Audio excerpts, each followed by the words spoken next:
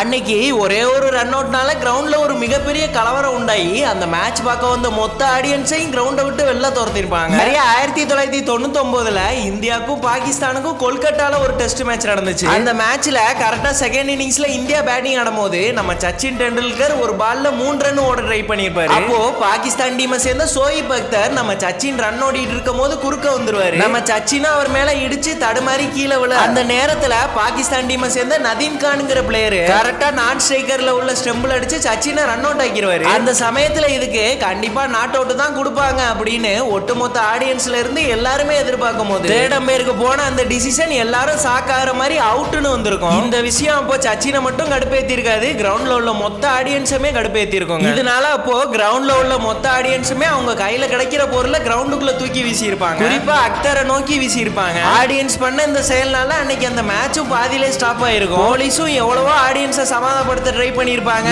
நம்ம சச்சின் டெண்டுல்கரே ஆடியன்ஸ் கிட்ட வந்து அமைதியா இருங்கன்னு கேட்டிருப்பாரு. அப்பயும் அவங்க அடங்கியிருக்க மாட்டாங்க. இதுக்கப்புறம் வேற வழியே இல்லாம போலீஸ் அந்த கிரவுண்ட்ல இருந்து 65,000 ஆடியன்ஸையும் அடிதடியோட வெளியேற்றி மீதி மேட்சை சக்சஸ்ஃபுல்லா நடத்தி முடிச்சிருப்பாங்க.